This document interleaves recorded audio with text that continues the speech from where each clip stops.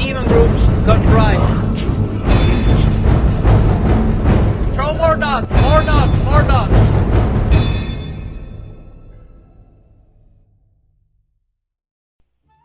So if you've been playing Classic WoW, or even know anything remotely about Classic, you know warriors are the supreme tanks, and druids are a close second, or in some situations even more viable than a warrior tank.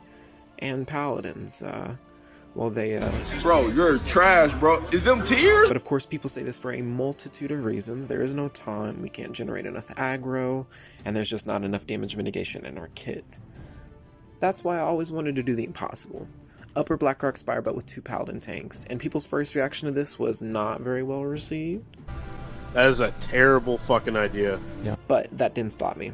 So in this video I'll be giving strats and tricks that can only be done by Paladin tanks to cheese some of the mechanics in this instance. So without further ado, let's go and get started. First up we have Pyrogaurd Embassy. This thick boy is a super simple tank and spank. Probably start off with Shock and then a Judgment of Righteousness, and you should have enough threat lead for the fight. Just burn him down quick, and if the true strike shoulders drop, watch the melee go wild. Although, keep in mind that there is a small raid-wide debuff he puts out on the party if the correct item doesn't drop, so just get prepared for that.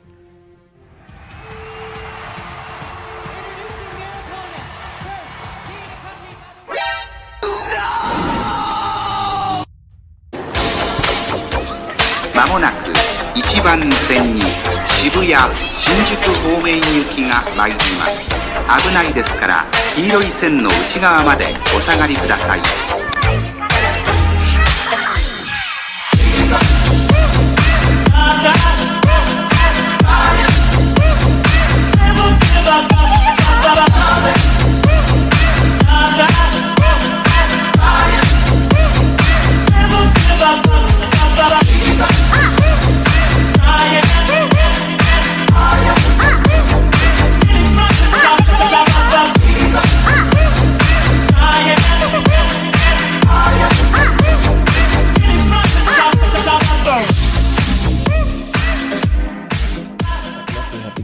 Encounter, Consecration and Holy Shock and Judgment of Righteousness should be enough to keep you on top of the threat meters.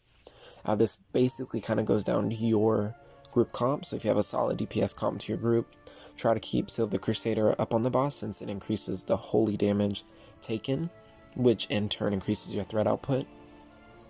But this fight is super simple. There's no like weird mechanics that you need to know about. It's just another simple tank and spank, just with a second boss that comes in. So yeah, just do what you normally do and you should have 0 to no problems in this fight.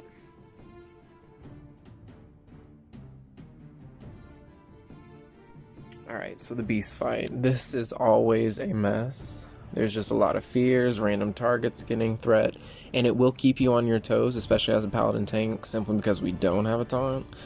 But if you just keep judging and shocking when you can, it is a pretty simple fight to stay on top of the threat meters.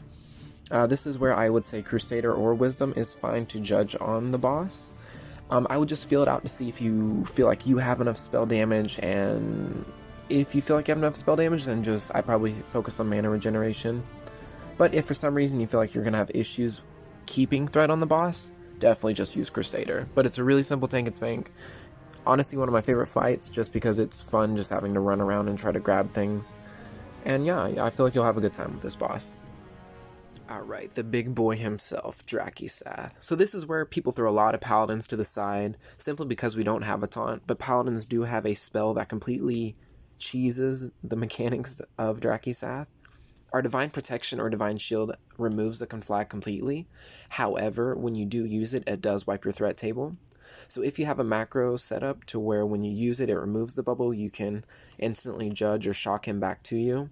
However, I don't know how to set up the macro because I'm terrible with macros, so that's probably going to be for another video, and I'll figure that out later.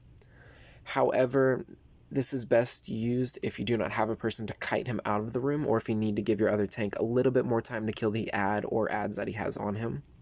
In addition to this spell really helps your healers a lot since it reduces the total number of conflags throughout the encounter that they will need to heal through, because it is very mana intensive for healers. In addition to this, if you have to solo tank Drakisath, it allows you to take 2 total conflags before somebody else will have to actually taunt him or pick him up off you. In addition to this, the mechanics are really simple. Just kite him out of the flame AoE strike that he does, so you and the melee aren't taking a lot of extra fire damage. And to help with this, just keep your fire resistance R up, and in all honesty, he should go down with no problem.